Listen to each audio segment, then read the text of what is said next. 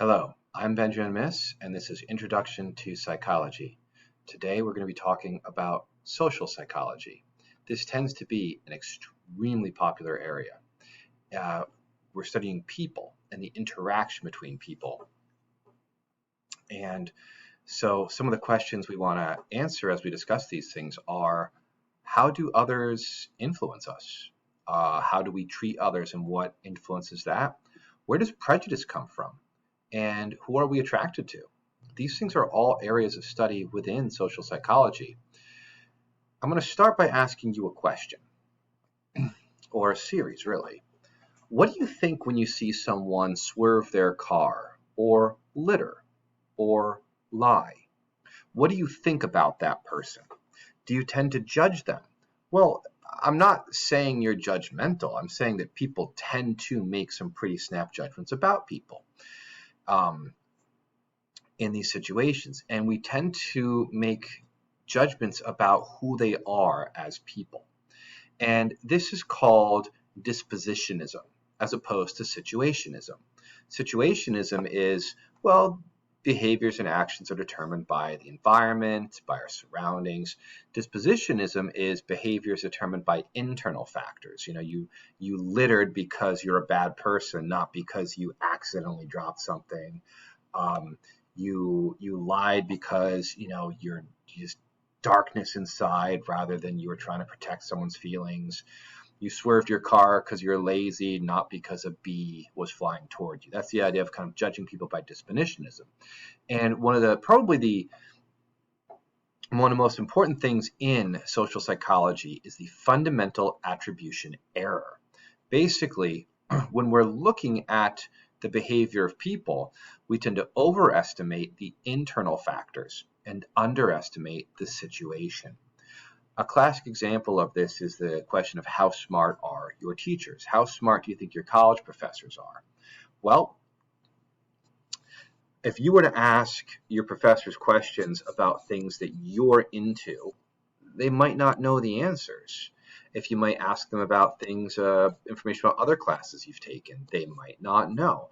But because you tend to see people where they're an expert, where they're speaking as a highly educated expert in a specific area, we tend to, to assume that this transfers into other things, and we overestimate how intelligent we think they are. This it's like the halo effect, right? Where because someone's attractive, we also think they're good or smart or whatever, right? The actor-observer bias is related to the fundamental attribution error in our cognitive processes and how we're judging things. But basically, we tend to explain other people's behavior by the internal and our own behavior by the situation. Well, I did that because something caused me to do that, not because of any internal influence. When we look at how we judge ourselves too, we tend to go by what's called the self-serving bias, right? We tell ourselves that we're responsible for positive outcomes, but outside factors are responsible for negative outcomes. This is protective of our self-esteem, and it's also related to locus of control, stability, controllability, how we deal with ourselves in our own lives, right? So we think about, if a lot of bad things are happening, do we want to believe that we have control over them, right? If not that many bad things are happening, then it's okay for us to have this very strong internal locus of control. We see, for instance, in cases of extreme poverty, it's actually people who have high self-esteem have strong external locus of control, because if they were to feel as if they had control or responsibility for their situation, their lack of opportunities, that would be super depressing and they would feel bad. There's also what's called the just world hypothesis, which is incredibly dangerous and seems to have a very strong influence in our culture. We know the just world hypothesis is false. This is the idea that good things happen to good people and bad things happen to bad people, and that is not the way it is. Things happen, right? And there's the whole idea, we've heard of survivability bias or survivor's bias perhaps, which is like, we interview people who have made a lot of money, who have gotten really successful, and we think, okay, what they did is what led to this. And we forget that there's a huge component of luck involved. For instance, if you were to interview, 100 failed business people, they would give you the same answers as the successful ones. They did all the same things. They just weren't in the right place at the right time, or didn't have the right connections, or something that just didn't work out for them in the same way. So we have this tendency to see where people are and say, oh, they deserve to be there. Oh, that homeless person, oh, they suck. They deserve to be homeless. Or that millionaire, they must have earned it, and it's something, when that's simply not the way things are. You've heard it, especially if you're a younger person. You've heard, oh, millennials can't find jobs because they're lazy. It's like, insane. The minimum wage, the average wage has gone down significantly, over the past 30, 40 years, when you adjust for inflation. There's a lot of factors in things. And the saddest thing is most people are working multiple jobs. They might blame the victim, saying she shouldn't have dressed that way, or she provoked him. Again, horrible things to say, incredibly wrong, but you see that this is what people say. Now, another kind of definition is the idea of social roles.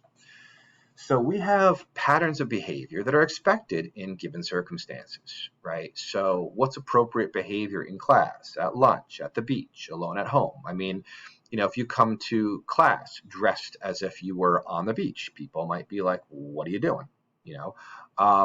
When you're at home, you probably are going to be more relaxed. We talked about kind of in before, the idea of social facilitation, the idea of where you have people around, it creates anxiety. Our behaviors are different. You look at just the way people are behaving. We have an idea, these scripts of what's appropriate, right? How to act in various settings. And we've got these norms. When people violate social norms, we get really upset about things. We also have a tendency to let outside things influence our judgment. So if I were to ask you to estimate, for instance, the height of somebody, would you do a good job? And what might influence those estimates? Turns out that when they asked people, they had someone come in to give a talk in a class, and they had people, the students afterwards, estimate how tall this person was. They also asked them questions like how knowledgeable, etc. But this was the one that was the most dramatic, right? This person, and these values are in half inches, all right? So this person grew like 2.5 inches as their rank increased. While they asked also how tall is the course director, and those estimates stayed the same. So this person, when people estimated their height, their prestige influenced that, right? So basically, as they went from student to lecturer to professor, the highest rank, they were rated as taller, right, somehow. So clearly, we're looking at very odd things when it comes to our estimations of things. Another great topic in social psychology is the idea of roles. And I'm going to come back to this. So I want to mention this now.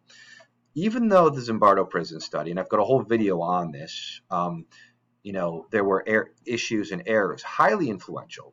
And it highlights the influence of roles on behavior. So how is a guard supposed to act? How is a prisoner supposed to act? And when we see, for instance, the problems of Abu Ghraib, this was the prison in Iraq where the U.S. service people were abusive and cruel to the prisoners, humiliating them. We ask, who is responsible, the guards or the commanders? And we would also ask, who was punished, the guards or the commanders? The lessons from Zimbardo suggest that the concept of I was just following orders isn't that unreasonable. And the lesson of Milgram gives us kind of the same thing. Well, I want to look at how we consider social psychology, and I need to do a little warning here because some of the topics involve things like war, racism, sexism, violence.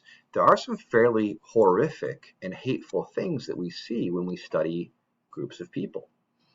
Um, in fact, a lot of the influence of the social psychology stuff with Milgram, for instance, was on the behavior of Nazis and the horrible acts committed. Let me show you now. So again, this topic, as fascinating as, isn't for everyone. I want to show you some images of what we call propaganda.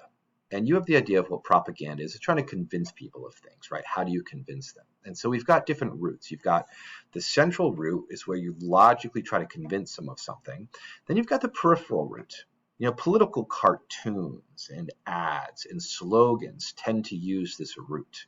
They're trying to just kind of get you when you're not paying too close attention. You're reading the newspaper and you come across something like this. This was published in London in 1774, 2 years before the American Revolution. This was designed by Benjamin Franklin, who was probably the greatest propagandist of all time. He famously said, to paraphrase, "It is not only necessary to strike while the iron is hot, but one may heat the iron by continually striking it." Can you whip people up into a frenzy? Do we see in our modern times people being told the same lie over and over? And then they believe the lie, right? Heating the iron, so to speak. Well, Franklin sent this message to the people of London, to the people of England. Basically, this is what the translation is effectively the cause of war of the Latin. And the message is basically, you are responsible for whatever we do. So if we rebel, we have the right to do so because of the way we are being treated by, the king and by England. You want to sow a little bit of doubt. If you send over troops, you don't want them to be too excited. You want them to think maybe they're wrong. How about this image? Was Lincoln universally loved?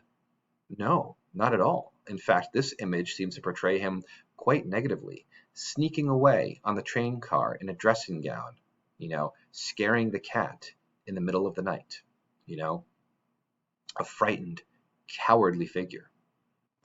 And here's another an issue from one of the world wars. Joe Louis was a famous boxer, so famous that he appealed to white, audiences at a time of incredible racism and prejudice. And look at the message they're sending, right? We're on God's side, right? God is just justification for war.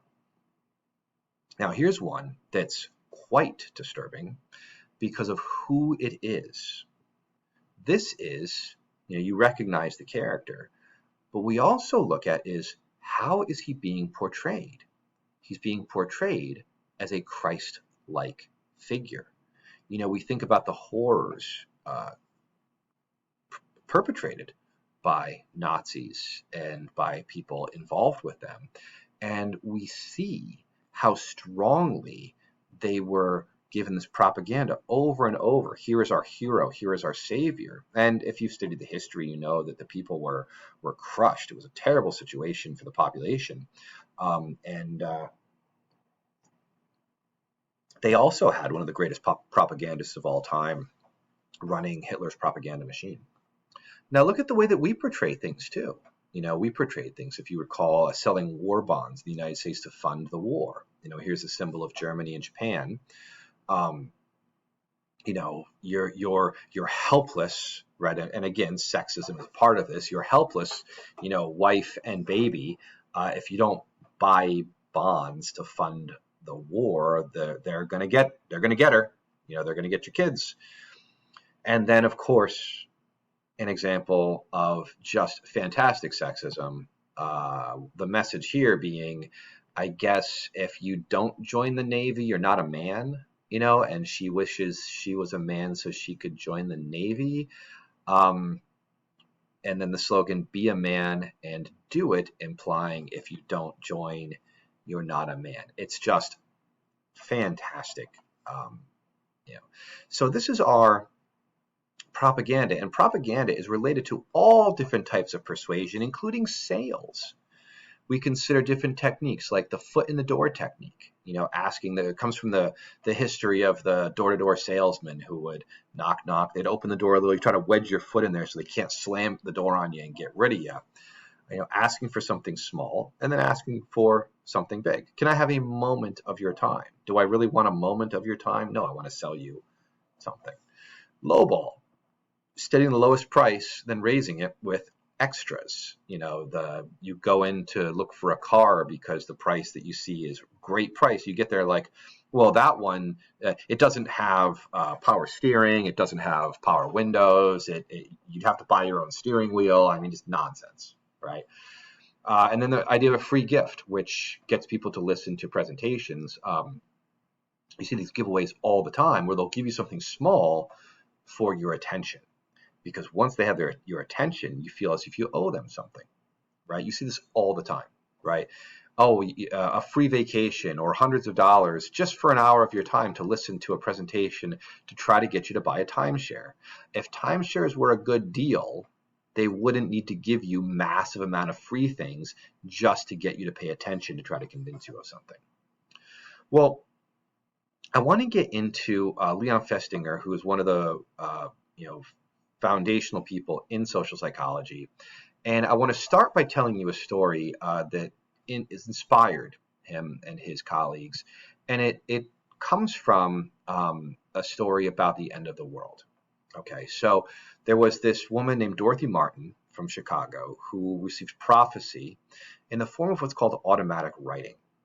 Automatic writing is, I guess, pseudoscience, weird ESP stuff where basically it's like you take someone's writing just like with a pen, but it's coming from somewhere else. So automatic writing, it's like you're not thinking about it, you're just writing from the spirits or whatever. So these aliens from the planet Clarion were communicating with her through automatic writing, and they told her the world would end before dawn in a great flood on December 21st, 1954. Well, the world did not end. And preparing for this, her followers believed they were going to be rescued by flying saucers. So they left their jobs, careers, got rid of stuff, whatever. They abandoned their lives to be part of this cult that believed that a flying saucer was going to rescue them when the world was destroyed. So Festinger gives us this idea of what's called cognitive dissonance. What do you do when evidence goes against what you believe? How do you maintain that belief? Because Festinger was inspired by seeing that after they saw they were wrong, they still stayed. They still maintained their belief in Dorothy and the cult and that they were part of this special thing. So what can lead to this? Well, I have to tell you what happened on December 21st at midnight. They believed that they were going to be rescued by this UFO at midnight. And so they had to get rid of all the metal items on them, like cut zippers and metal buttons out of their clothes, jewelry. I guess because the flying saucers weren't cool with that. I don't know. But at 12:05, so at midnight happens, they're all like freaked out. At 12:05, one of the clocks in the room says 11:55. They're like, oh, okay, this is the actual time. Ignore all the other clocks, right? And then at 12:10, all of them were midnight. They were quiet. For like 4 hours, they sat in silence. They were just quiet. And then Dorothy started to cry. And then at 4:45 a.m., she got another automatic writing message that the destruction of Earth had been called off because of the faith and prayers of the true believers. We hear this nonsense all the time. This is how you maintain cults, how you get people to believe these crazy things. You create this prophecy, people buy into it, and then when it fails, you say, you are responsible for saving the world. There's no way to measure this. There's no way to test this. And people believe it. They want to feel special. They want to feel like their time wasn't wasted. They want to feel their belief was not misplaced. So Festinger then came up with a list of things that explained this, right? How can someone become a more fervent believer after such failure? Well, this requires deep conviction to the point where they've done things they can't undo. They must have events that completely disconfirm the belief the world did not end in a flood. They must see that this is the case, and they have to have strong social support. And they did.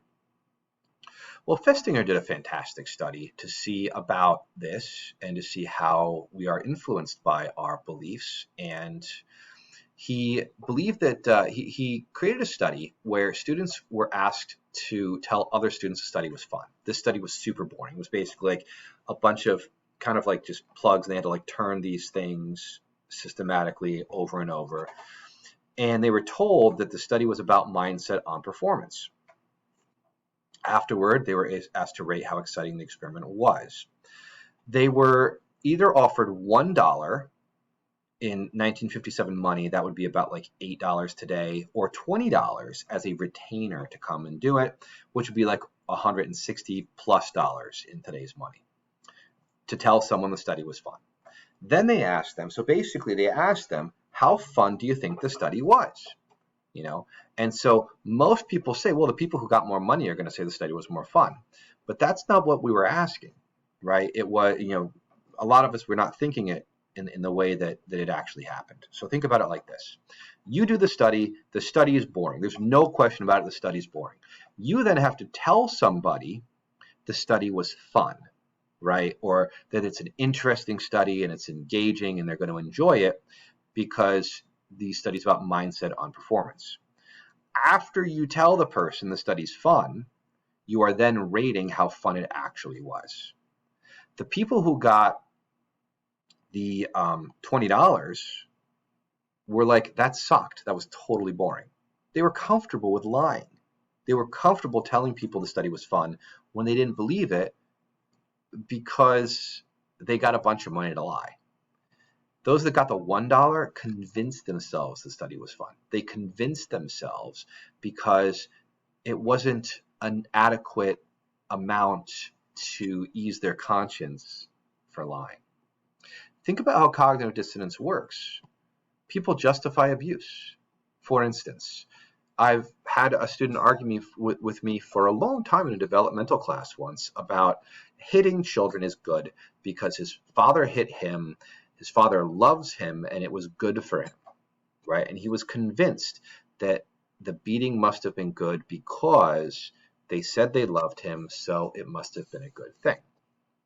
It took finding many articles on the long-term effects of physical punishment on children to resolve this, to really see this. And it was really, really hard to accept that, yeah, that wasn't cool. That was not a good thing. People might say abusive partner, they say they love me, so it's not that bad, right? We convince ourselves of things that aren't true. We look at, all sorts of cases. If you, there's this singer that I'm not even going to name this singer, because the singer is just an absolute piece of garbage, who is well known for abusing women, for beating up women, and many people really like this person. They enjoy their music, they think this person's attractive, and so they're just kind of like, oh, it's okay. The cognitive dissonance involved in ignoring the horrific acts of this person because they like their music and they think that they're attractive. It's what it is, and it's something that I think that shows us the value of studying social psychology and understanding how important it is to know these things are not cool. I'm going to show you another study now. This is from Solomon Asch, 1950. I'm going to show you this line and then ask you which of these lines is similar in length, most similar in length to this line. Now, before you answer, I'm going to put you in a room with 5 other people. 4 of them are before you, and 1 of them is after you. If you were last, it might be too obvious. And people will go one at a time. Everybody says B is closest to this line. and then it gets to you. Well, what do you say? Now, most people are like, no, it's C's the obvious answer. But when Ash did this, you know, a lot of people, up to a third of people, were like, oh, okay, yeah, it's or a third of the time, yeah, it's whatever the group is saying. They conformed. They just didn't want to be wrong. And this is specific. This is an ambiguous. Imagine ambiguous study. So stimuli where, for instance, in a dark room, they shine a light on a wall, and they're asking people, is the light bouncing up and down or side to side? Well, it's not. It's just your eye movement is making the light appear to move. It's totally ambiguous. And when they ask people, everybody conforms, because they're like, yeah, that sounds right. So imagine the situations that we're in where there's ambiguity. You look at political beliefs, you look at religious beliefs. There's certainly ambiguity, and we see conformity because of that. Now let's go back to Milgram. Okay, Milgram was the one who didn't shock people, right?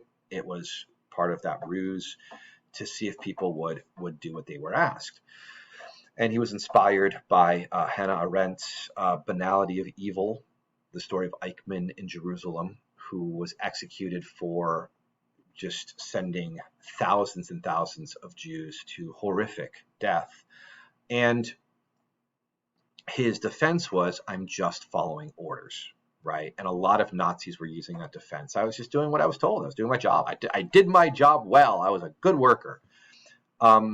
At the time, a lot of people believed that the Nazis were just fundamentally evil, just like bad people. But Milgram's experiments showed that wasn't the case. People were really good at following orders, at doing what they were told, especially when somebody took responsibility. When the researcher said, I am responsible, people increased the shocks when they weren't responsible. So it's really, really more complicated than just saying, oh, the Germans, they were all bad people, a bunch of Nazis. Conformity, authority, roles. In the United States, when Milgram did his study in New Haven at Yale, 65% of the subjects continued the shocks past the point where the learner became unresponsive. Way past the point the learner demanded that they stop. And this gets back to, are we just following orders? Should soldiers be responsible for war crimes, or should their commanders be? Well, we've seen repeatedly, historically, the soldiers are the ones who are prosecuted for war crimes, and the soldiers are also ones who are executed for not following orders. Being a soldier is not a safe place to be in terms of morale judgments. If you believe you're doing something that's wrong, you can't do anything.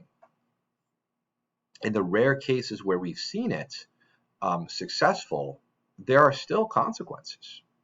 Well, think about how this happens in private settings. At 3 public hospitals, both public and private hospitals, they wanted to see if nurses would do what they were told by a physician. So the policy was the drug had to be authorized for use on the ward, orders have to be given in person, and the nurse has to know the doctor and check if unsure. So even given in person, if they don't know the doctor, they have to check, is this person supposed to be doing this here? So they had a unknown physician call in to a nurse who was working by herself at the desk and say to administer a drug called Astraten, a drug that they weren't familiar with. They were told to administer 20 milligrams. The bottle said the usual dose is 5 milligrams and the maximum daily dose is 10. Well, how many nurses of 22 do you think administered the drug in violation of policy and safety? Well, unsurprisingly, out of 22, 21 of them went to administer the drug and had to be stopped. 15 of the nurses, after this reported, they had previously questioned a physician and been reprimanded for it, right? Been shouted at for questioning the safety. When they asked nurses, would you do this? 31 of the 32 said they would not. So the behavior was quite different than the belief about that behavior. Now, the nurses were isolated. It wasn't a usual situation. And when a known drug was used, compliance did go down, but there was still compliance. We know there are many medication errors in hospitals. Estimates historically range from 2 to 5%, possibly due to obedience. We do not want to question and be shouted at for being wrong. And you're not responsible if you're just doing what you're told. Hey, it's an overdose, but that's what you told me to give them. You know.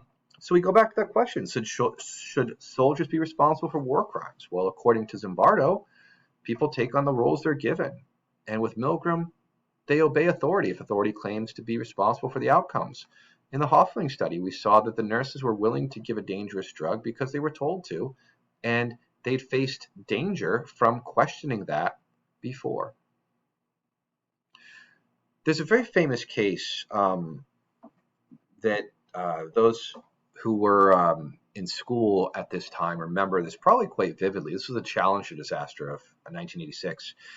The Challenger was a space shuttle that was going up, and it was a really big deal at the time because it was carrying Christy McAuliffe, who was a teacher. So they had this nationwide search for a teacher to get to go up in the space shuttle, and this person was then going to do experiments on the space shuttle in zero gravity, and it was going to be broadcast in like every elementary school in the country. All right, so this was a big deal. So, people weren't as interested in space at the time, but they were showing this launch everywhere because they were going to have like daily lessons in the classroom by live satellite link with Christy McAuliffe. Well, unfortunately, the space shuttle blew up and never made it to through the atmosphere. And this was highly studied and has been very often analyzed by social psychologists. And it's called groupthink. The number of scientists had very serious concerns that the weather conditions were not appropriate for the launch of the space shuttle. They were overruled by management. I'm sure we shouldn't read into that too heavily. And there was something called groupthink. We see this in all sorts of cases today. The group is seen as invulnerable, morally correct. Don't disrupt the group. So don't say anything that might disrupt the group. Any dissenter needs to be crushed. Don't let the leaders know that people disagree with them. The despots of our modern times too. Don't tell them that anybody disagrees. Beware what's called the echo chamber. Look at all the social media groups where people are surrounded only by people who believe the same nonsense they do. And then they end up doing wildly tragic things because they believe that they are righteous and they're only surrounded by people who have similar extreme views. What are your views of people who disagree with your political views or your religious views? It's the idea of group polarization. Something becomes normal. Well, we also want to consider cases where people help and when they don't. We're looking at groups and what influences us. Here's a concept called bystander intervention, right? And bystander apathy. Why won't people help? And today is social media, such an awful time for this, like people feeling like they're doing something when they're not. It's like, oh, look, I'm a hashtag, stand with whatever. That's not doing anything. It's just making people feel as if they're doing something. A $5 donation to some cause is not the same as protesting or getting involved or trying to really work for change. They saw how quickly you could cause apathy, and it had to do with the number of people. Why do you see, especially in crowded city streets, an injured person, people continue to walk by? Well, this is called diffusion of responsibility. The more people are around, the longer it takes to get help. So this was a study where they had people on a conference call, and one of the members pretends to have a seizure. And the more people on the call, right, if they were only one other person on the call, that person was more likely to get help. When there were 4 other people on the call, the response was slow. So oftentimes when there's other people, we just don't feel as if we're responsible. And look at how quickly we form groups, right? Look at these 2 pictures. Which one do you like better? Well, these types of images were shown to 14 and 15-year-olds, and they were asked what they liked better. And based on that, they were put into groups. They were then told that their preference was used to form these groups, and they were given money to distribute. The only information they had was basically random numbers that showed whether somebody liked the same painting they did or not. And they gave people who liked the same painting they did more than they gave the other group. They didn't know these people. There's no benefit to this. But this is getting us into the idea of in-group. Why do we treat people who are like us, who are in our group, better than we treat other people? Well, when you consider riots, we consider all these things together. When we're in a group, we get social facilitation. You ever go to like a concert or a religious event and everyone's chanting together, or the singer at a show, that they stop playing and they're just clapping hands over their head and the whole audience is going, and there's this incredible arousal that happens in groups. We also see diffusion of responsibility, which is related to what's called social loafing. The reason many of you dislike group projects is social loafing. Somebody's not going to do anything and get a grade, and that sucks, right? You don't want to do all the work and have people just ignore it and think they're going to get a grade. Well, these things lead to what's called de-individuation. This arousal that happens in groups, this diffusion of responsibility, leads to a lack of a sense of self and your normal behavior. You lose your normal constraints on behavior, on your behavior. You no longer feel your same individual identity, and you may behave in dangerous or violent ways where you normally not behave that way. I mean, very few of you think, I would flip over a cop car, and set it on fire. But in riots, you see people do that quite often. People who would typically not do that.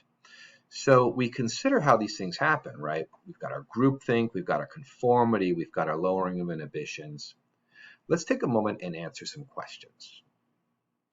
In this feature study, people were told to shock someone if the person got a question wrong. Is this Zimbardo, Milgram, Bandura, or Piaget? And the answer is Milgram. All of these names are important, foundational names in psychology. This is when people do not act to help someone because they believe someone else will. De-individuation, social loafing, social facilitation, or bystander apathy. This is our bystander apathy. And then, this can be caused by arousal, diffusion of responsibility, and lowering of inhibition. So these three things together lead to what? Is it de-individuation, social loafing, social facilitation, or bystander apathy? And it is de-individuation. Now I want to get into prejudice. Where does prejudice come from? And how do we learn stereotypes? I mean, if you ask most people, they say, well, you learn it from your family. You learn it from society. You learn it from the media. There's a famous song from a musical called South Pacific called You've Got to Be Carefully Taught. You have to be carefully. So the idea is you are being taught to be prejudiced, right? We're learning it from people around us. Well, let's take a look at some symbols of prejudice. I'm going to show you again. These are fairly uncomfortable, but we need to see this. And these are not from that long ago. Signs, you can see the dates of these things, 1925, less than 100 years ago in Tennessee. Perfectly acceptable to not allow people in based on the color of their skin. See the same thing here? in Texas. Here, on basically a whites only lunch counter. Um, and then you see things like no Irish need apply. That doesn't seem like something that we often think of, but often in our country's history, we have been terrible to immigrants of any group and not wanting people based on, their ethnic background. We often think it just has to do with skin color. Um, these are horrible, horrible things. There is absolutely no question about that. And what we want to understand is, where do things like this come from? Well, prejudice is a positive or negative attitude or belief directed towards certain people based on their membership in a group. How can it be positive? What's a positive prejudice? Well, often people might say, well, this group of people is more nurturing, right? Or this group of people is good at this particular skill, right? That's still bad. That's a positive prejudice is still a prejudice, and it's still bad, right? Because it leads to discrimination. It leads to separation. Oh, those people are different from us, and this over-categorization, right? How those people are. Well, we consider the history of studying prejudice, and for a long time, it has been known that prejudiced people are prejudiced people, right? They ask people, how do you feel about Denarians, Piranians, and Wallonians? And people who are like, I don't like them.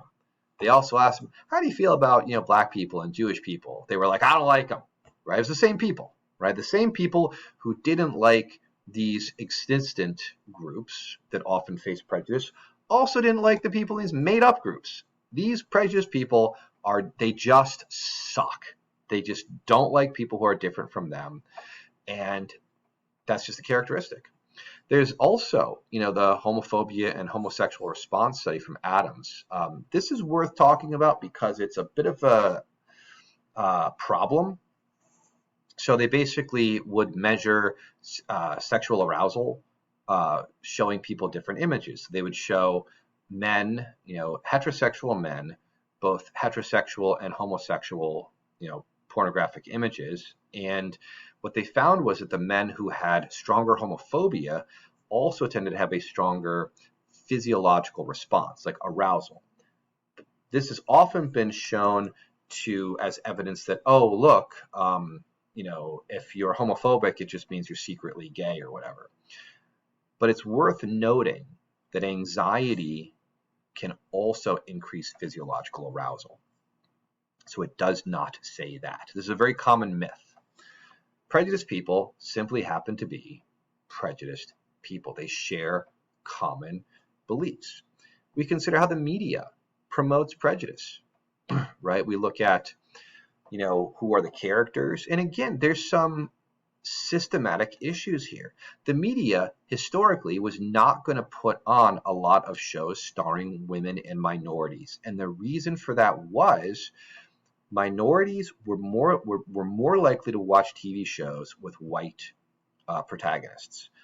But white people were less likely to watch TV shows with minority protagonists. So if you're a media company, do you want people to watch your show? You want to put people in your show that people are going to watch. So it's not just a creator of beliefs, it's a reinforcer of beliefs because it gives people what they expect. Now we're in an interesting time because today you can put on anything. You can find shows on any of these services that star people who look like whatever you look like in terms of your ethnicity, in terms of your gender, in terms of your sexual identity, in terms of your hobbies and the personal way you dress. You can find something, right? So it's unclear how this still is. Also, we've got a couple of things that we do when it comes to prejudice. People who aren't happy tend to scapegoat. So think about how this works in terms of the response to white privilege. Okay, why do people get really upset about this? Well, they blame these other groups. And if people aren't successful, Do they feel privileged just because of their skin color? So telling somebody who lives in an area with poor economic opportunities, hey, you're so lucky to be white, their response is probably going to be like, screw you, there's no such thing, right? Because it's not the right question. It's been found that when you describe it as like white bias, do we see a social bias towards white people? They're more accepting of it. The words matter. But powerless people want to blame people less powerless for their lack of power. And we tend to project our own negativity onto others. Remember cognitive dissonance, right? We want to be consistent. Well, we said that prejudice is this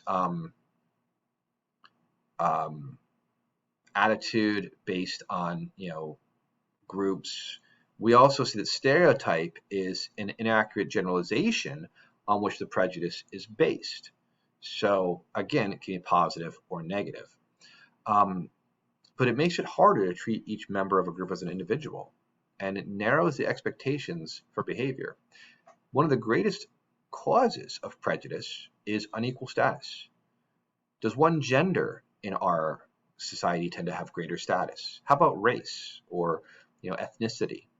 SES is socioeconomic status. We tend to glorify wealth, even if that person just happens to be born wealthy, right? Rather than earning it. We glorify that, and then the person who was born into poverty is somehow less than. This is absolutely nonsensical from a logical standpoint, and yet these unequal statuses lead to prejudice.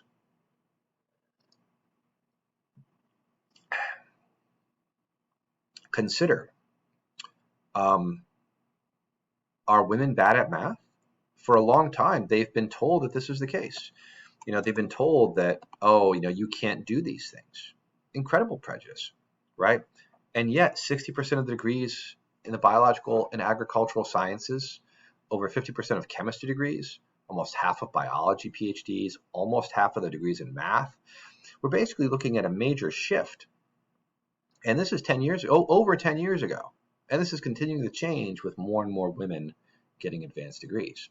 So the facts of our beliefs being incorrect doesn't change the fact that we have these incorrect beliefs. We have more positive attitudes towards those that are similar to this. This is the in-groups and out-groups, right? In-groups are people like us. Out-groups are people not like us, however we define these things. We have less positive attitudes towards those that are not like us. And remember, realistic conflict theory says limited resources lead to conflict. We all want the same things, right? And if we feel as if we can't get them. We also consider cognitive processes, categorization, schemas and heuristics. These things help us to deal with a complex world, but they also are contributing to prejudice. For instance, we categorize the world, categorical perception. As infants, as young children, we look for similarities between things to put them into categories. Well, that's a group. And then we identify, is that group like me? Look at how easily children develop gender typing and understand gender roles. Nobody has to actively tell little boys and little girls how they're supposed to behave. They observe through categorization. And then we have our consequences of this. There's like me or not like me. Here's the lyrics to You've Got to Be Carefully Taught, right, by the Rodgers and Hammerstein South Pacific. You don't necessarily have to be taught. You can be. You can have like just a terrible family that's just racist and sucks, but you can also form these things on their own, right? Limited resources lead to conflict. We form groups easily. We categorize things easily. We have heuristics and stereotypes that we use to try to simplify the world, that we blame those that are lower power than us for our own failings. We can have prejudice without being taught prejudice. When we now what's interesting is consider how we can deal with this. There's 3 types of responses we can have, right, towards some kind of other group. People can have an automatic negative reaction. Well, the first is there's just no negative reaction to some group that's different from you. You just don't have an action. You can have an automatic negative reaction and be like, yeah, that group sucks. Or, as is common, you have an automatic negative reaction but want to suppress it. And this is the combating prejudice, saying, I understand that this is a stereotype. I understand that it's irrational. I don't want to believe this, and I don't want to behave in a way that supports this. To combat prejudice, we really need to control our own automatic prejudice and increase contact among groups that have prejudice. They should be given equal status. They should cooperate rather than compete.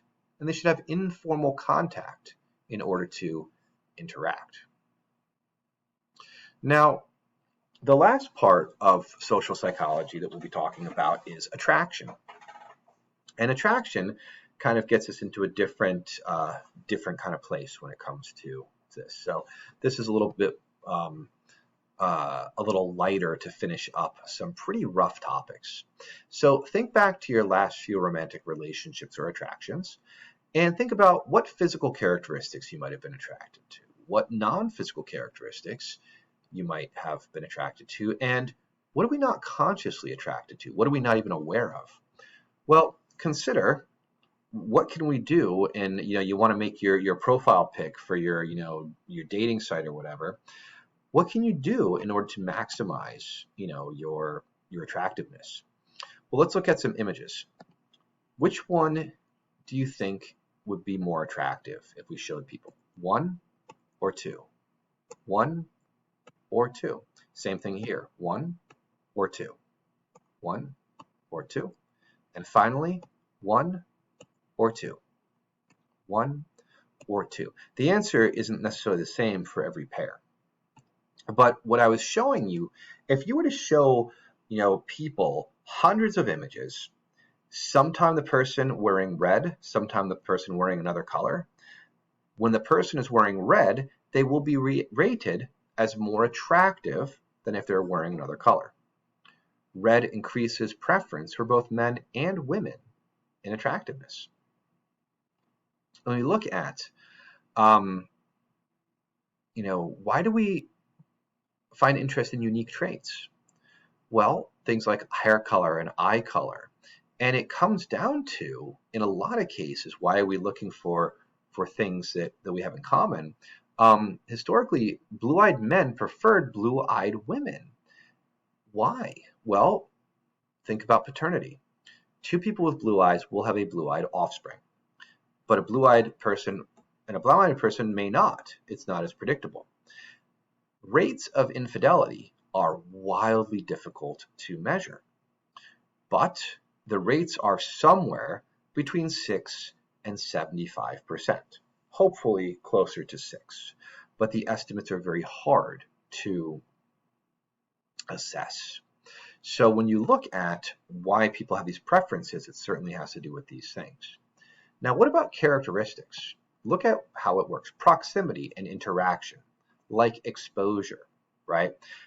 If you were to rate the attractiveness of your classmates on the first day of class, right, and then at the end of the semester, you would likely rate them much higher at the end because you've been around them, you've been exposed, and we tend to like things the more we see them.